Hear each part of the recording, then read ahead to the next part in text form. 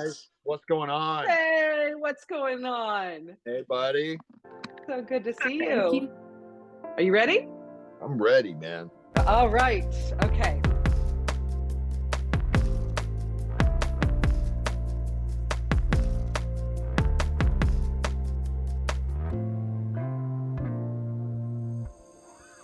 Hey, I'm Nick, and I am so thrilled to be here with Brent McCorkle. I cannot wait for you to hear all the stuff that happened behind the scenes of the Jesus Revolution. Have you seen it yet?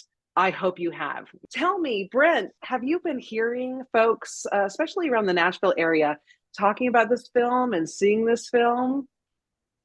Yes, I had a mutual friend in the film business just reach out to me, and she had migrated over to radio, and she called me, in tears and said, I saw the movie. It's so beautiful. People are having a very strong emotional reaction and spiritual reaction to this movie. And obviously, I'm a human being. I can't take credit for all of that. Like, a bunch of us worked really hard on it, but it definitely feels like more than a movie to a lot of people that are watching it. That makes me really happy. Well, I heard too that the tears weren't just at the silver screen. There were also some tears in the making of this film. You think hearts were being moved during the actual recording of tape on this? Well, I know it was. All these actors showed up to work, and so many of them were walking really deep spiritual places. Kelsey Grammer, for sure. I love this movie. I really love it. And when we first saw the first cut, sat down in our home and Kate saw it. She said, "Oh my God, it's the best thing I've ever done." She started crying. But he's a man looking for his own faith and finds it as well. This hippie comes into his life and he finds new purpose and started a movement that is still going. If you talk to Jonathan Rumi long enough, he would shed tears for Lonnie. He cares about Lonnie so much and cared about doing him justice on the screen. And he just has such a big heart for Lonnie and carrying forth his part of the story in the Jesus Revolution. And so, yeah, there were a lot of tears on set. It was cool. Lionsgate executives, not all of them Christians or even people of faith, would walk in and cry. And that was really cool. One thing I really love about John and Andy is we'll just work with anybody that we think is the best person for the role. So you're not really talking about an all Christian set, which I would be against anyway. The last day of work, we played a little teaser trailer that the editors put together, and so many people on crew came and found me just in tears. And I remember multiple times people saying, "This is the most beautiful, important thing I've ever worked on." And so, yeah, I think it's real. I think it's emotional. I think it strikes a spiritual chord. I think it breaks out of the Christian faith silo, if you will. Yeah, I think it's a very human story. I think for the Christian audiences out there, it's going to blow you away. But I think also there's something in it for people who are non-believers or people outside the church. I think there's something for everybody in this movie. And it's very emotional, very heartfelt, and a lot of people worked really hard on it. I can't even imagine as a director how difficult it was because you're not recording this film, or maybe you did chronologically, are you? No. No. You can't usually because of schedule. Yeah. And that's why you need amazing actors, because they have to be able to eject out of linear time and know exactly where they're at on their emotional journey on page 33 and then on page 5 and then page 97 and jump all around and, keep all that straight in their head. And obviously as a director, it's your job to help them make sure that they're on the correct emotional, blip on their timeline. But yeah, it's shot out of chronology, and it brings with it its own set of challenges for sure. Yeah, definitely.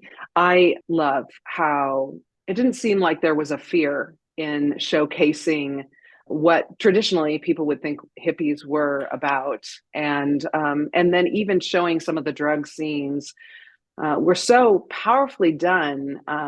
And it was a journey that you took us on. That must have been a point of difficulty at first when you were putting together some of the thoughts and the direction for the artists and the actors. Yes, well, Kathy's sister really did overdose on drugs and almost died. Greg was in a vehicle that almost went off a cliff. We still showed that he was almost in a vehicle that hit something and killed everybody inside. I mean, he was within just seconds of losing his life. So those moments, not only were they challenging to shoot, but we felt like they're important to show, both from Kathy and Greg's point of view, that those things both really happened to them in their timeline, and we Yes. show that because while kids were trying to use LSD to turn on to something spiritual and have more spiritual lives, there were also the physical consequences of using hard drugs. So we wanted to make sure that we were being truthful with the material, but Yes. also showing some of the consequences that could occur as well. Yes. Wow. My father actually, just not so long after the Jesus movement, passed away in a motorcycle wreck. And it affected my entire life, obviously, without him being in it.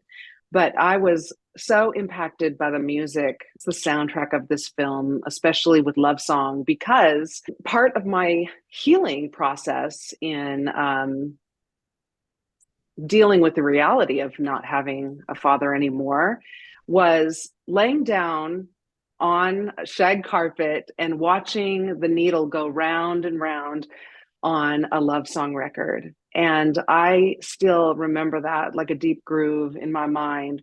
And so the soundtrack was such a special place for me when I was there sitting in the theater with my family beside me. How do you navigate being a director and knowing that music was such a deep part of what this film would be about? Well, first of all, I'm really sorry for your loss. I couldn't even begin to imagine what that would feel like, and I'm so glad that music brought you comfort. Yes. I am a musician at my core who happens to make films for a living, and I know that's funny for people to hear, but that's absolutely true. I was in charge of all the music. Oh, were I knew, you? yeah, I knew the music would be a main character in the movie, and it was probably the most fun process I had because my tastes are very expensive. And so I would turn in my stuff and they'd be like, no, man.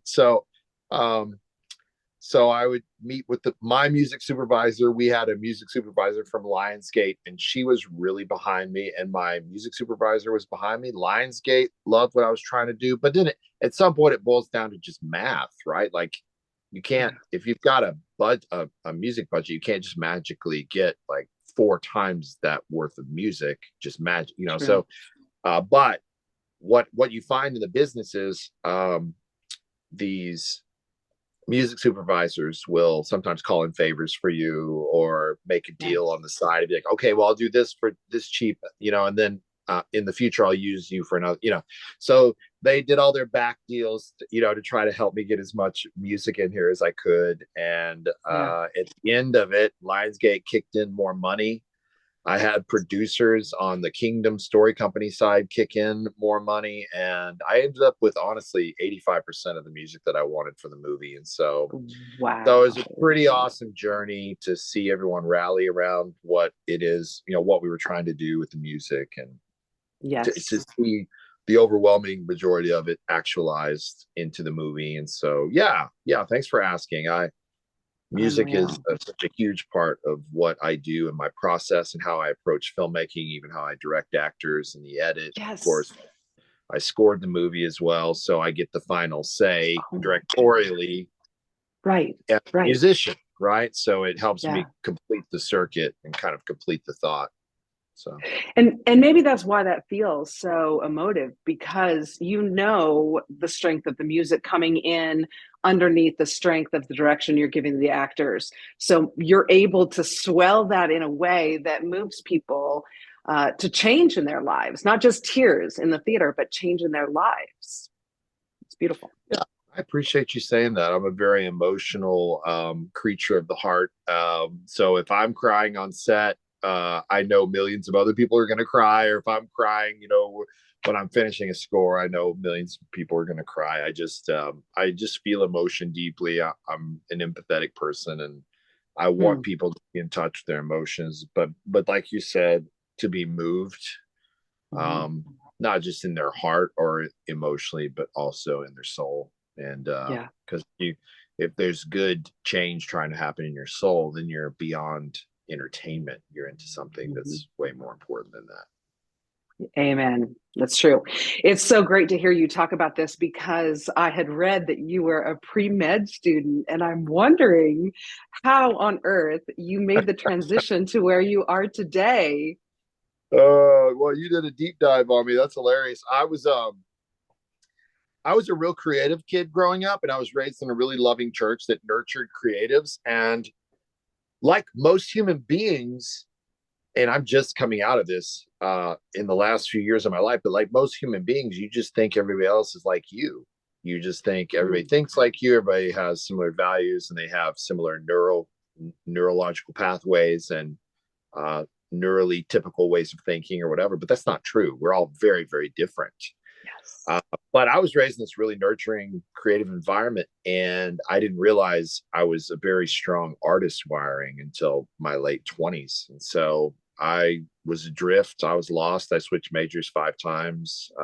I could have been a heck of an anesthesiologist, though. I'm empathetic. I care for people, and people come in so scared and so frightened.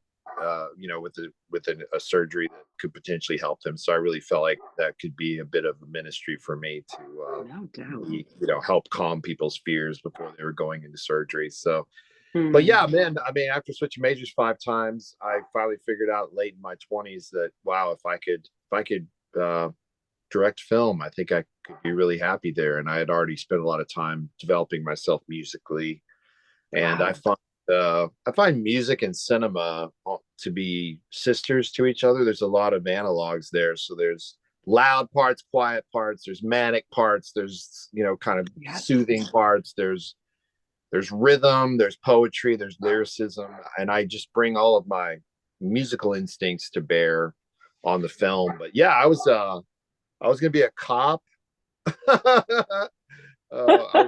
I was going to become a therapist or a counselor. I mean, I was a bit adrift, like a typical artist. I think just buffeted about a little bit of a free spirit. But the funny thing about this whole deal is, I was a pretty smart kid, but I will tell you, I made the dean's list every semester when I switched to film. My pilot light turned on. I was full go. And I had a 4.0 when I switched to film, which I couldn't even manage to do when I was studying to be a doctor, which you almost have to do. So exactly. Right. When you find your passion, man, just that furnace, fires up, and you've got what you need to pursue those goals and those dreams. And so I finally found my major after after switching multiple times. And the funny end of that story is that I never graduated college. I took a bunch of film classes, but I dove into filmmaking, and so I'm a college dropout, which is pretty funny. But wow! But I learned a lot. I did learn a lot in college, and so that's kind of my college story right there. And didn't you end up at DreamWorks for a bit? I got picked up for a show that Steven Spielberg did in 2007. He did it in partnership with Mark Burnett, who does all the Survivor shows, like real cutthroat reality shows. Well, Spielberg and Mark Burnett rolled out this American Idol type show for filmmakers. So they were going to weed everybody out and have have basically like a cutthroat battle like Survivor, but it was filmmakers. It was called On the Lot, and it was very short lived. Didn't do well. People didn't really care for it, but I made it really far, and I think I was the 20th out of about 11,000 people that entered. I made it to the top 20. And because I got so far, I got a first look deal with DreamWorks and Fox Television. So I had that for a couple of years. And then I ended up working for DreamWorks even more because they bought the IP for VeggieTales and they ordered a bunch more properties. So I ended up working with Mike McCorkle on multiple VeggieTales episodes. So that was really fun too. So yeah, I've done some stuff with DreamWorks and it's been fun. That is fun. I was working at a couple record labels in Nashville, and we remember getting the call from VeggieTales that Reliant K and Newsboys were going to be on some VeggieTales tracks, and it blew our minds. You know, it's such a hype, such a vibe. Yes, I am Team VeggieTales, man. Those guys were so fun. I love working with Mike, especially. He's just a super funny dude, very collaborative. We had some good times out there. Oh, well, I recently talked with one of the guys. I was out at the Imagine House with Mercy Me in Nashville. You were also part of what was happening on I Can Only Imagine back a few years ago. I did a lot on that movie. John and Andy Erwin directed. Yes. Mm-hmm. And I kind of fit right in the middle of them because they have very segregated ways in which they work, kind of silos. Awesome. And I work in both, and I'm able to kind of bridge the gap. So just to give you an example, I wrote the script with John, and then I edited the movie with Andy. I was the second unit director, and then I worked on all the music. So I was able to help both the bros actualize their director visions, but be able to really stay in there. And I always joke and said on that movie, I was like the third stepbrother. I was like the third Erwin brother, middle of all of them. But it's fun because I fit it in when they work together. I fit nicely in the center because I work in both of their silos. And so yeah, I enjoyed it, man. We all got along and crafted a really cool film, and they let me wear a lot of hats, and that's where I'm most comfortable. I'm definitely a blue collar filmmaker that works in many different departments. That's how I figured out I would need to work and move forward if I wanted to have a career, because I was in Dallas, Fort Worth, Texas, and nobody's shooting feature films out there. And so I was like, whoa, I just better learn all of this. And that's what I did. So it helps me. It helps me when I get into projects where they need me to wear multiple hats. And I enjoy that. It keeps the work really fresh. And it keeps the continuity too. Yeah. And then also, in addition to what you just said a few minutes back, it allows you to stack too. So if you know where you want a certain scene to go, and kind of how you're going to score it or where it's going to fit, it allows you to stack those things up and hopefully build some synergy in the different hats that you're wearing. That's the goal. It probably doesn't always work that way, but that's what I aim for if I can. Yeah, that's amazing, because then you actually have a point of reference that you're building to or building after, and you can kind of find those spaces, those little pockets where you want different themes to come and rise to the top for the viewer. Yes, for sure. Good. That's good. Yeah, well, I love you. I love that team together again, you guys here on the Jesus Revolution. And it's just such a special film. I love that there was that Time magazine character too that we didn't really know much about, but he just sort of comfortably comes in and out as the movie progresses, and of course a major epiphany at the end with that, and just beautiful, just really, really well done. Thanks, man. We composited that character. There was a lot more rich history there that we just couldn't get into, but there was a young couple that shot for Time. They also shot for Look magazine and some other really big magazines at the time. And they got swept into it, and they basically bailed off of a lot of their shooting and reporting responsibilities and just started floating with the Jesus movement. And they would try to get people to buy stories from the Jesus movement and continue to fund, their ability to stay with these groups. Mm-hmm. But and then there was that, there was the Time magazine article as well. So we composited a reporter character out of all that was a skeptic and ended up kind of being won over to some degree. And so there's some history behind that where it really did happen. So it was pretty neat. And I loved working with Devon. He was amazing. Devon Franklin was, he usually stays behind the camera. He's a very, very incredible producer. Really? Wow. Yes. So we had to coax him in front of the camera, but he's a real talented dude, and he did a great job. He did. He has this this pulling even for the wondering, the knowing, the finding out, all the questioning. He is a safe character for the viewers to ride with in that, so to speak.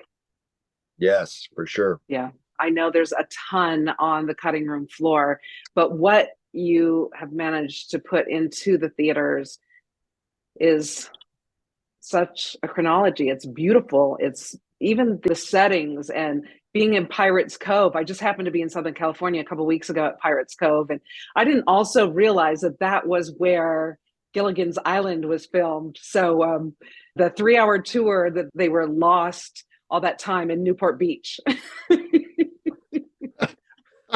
I guess I never knew that. That's crazy. I know. Now when you watch Gilligan's Island, you'll be like, that's where the baptisms are happening. Wow.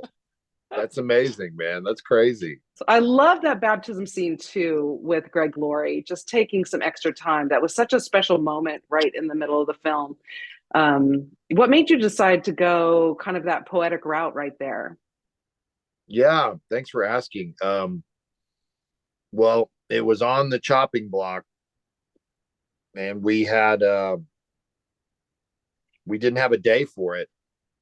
And my line producer agreed to give us what's called a day zero, which he found, if we had a stripped down crew and we used maybe half of the crew, he would give me like a half day. So we found a diving pool, and we blacked out the diving pool and really just tried to make a very poetic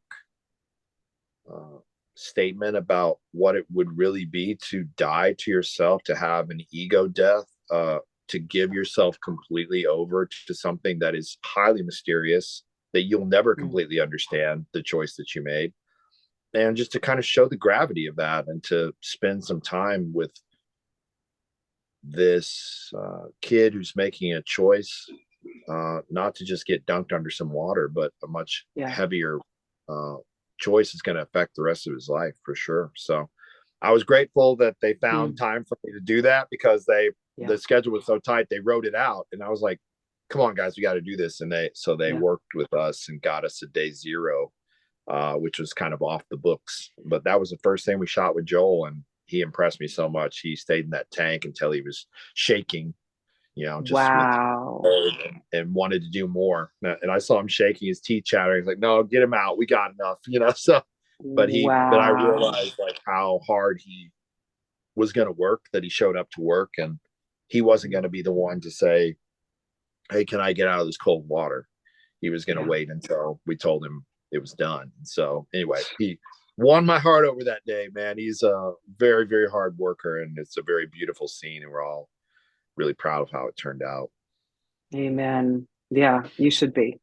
Brent, what would you like your footprint to be? Yeah, that's such a great question. It brings up a lot of emotions. I think we find ourselves once again culturally enmeshed in so much hatred and division.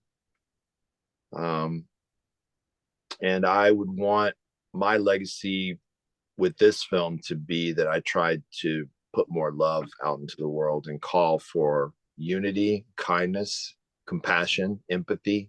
I believe those to be the core tenets of Christianity. Love is mentioned more in the Christian text than any other world religion. And yet oftentimes in our world, it doesn't present that way. And I think if it did, our world would change. And so I'm so excited about the stories that I get where a Gen Z kid is taking his grandmother to see this movie. I want more unity. I want people to come together. We're in such a time of hate and division. And so I'm trying to put this sweet little movie about love out in the middle of all this. And I think for me, this movie is a call back to love to the church, but also a call back to love culturally in a larger sense. So I hope people from all walks of life go see this movie and feel the love, because you will, if you watch the movie, you will feel the love, but also True. feel the call to love, to cultivate more of that comes out of you. It overflows and pours out of you to others around you, to humanity. There's so much suffering in the world. And I feel like culturally, we really have our eye off the ball right now. I think if we got more acquainted with the suffering of our neighbors and the suffering of people around us, and did something about it, our world would change. And if you look at what Jesus did, that was his whole ministry. There's a verse in the Bible that haunts me, but it says he looked upon the crowds and he was moved with compassion. If you look at the Greek there, he actually felt physically ill in his body. He could feel everyone's pain and suffering, and it hit him in such a way that he was physically having a visceral response to their pain. And I really feel like we're called to be like Jesus. So let's get out the masses and help people. And to me, that's the core of Christianity. So, wow. Brent, you are a rock star indeed. Thank you for what you've brought. So grateful to be able to be involved with you guys in this way. Thank you for having me on. And I really enjoyed it. Thanks for the questions. And you keep rocking on as well. You musician, awesome person. To the best. Thanks, Nick. Thank you. See you. Thank you. Bye-bye.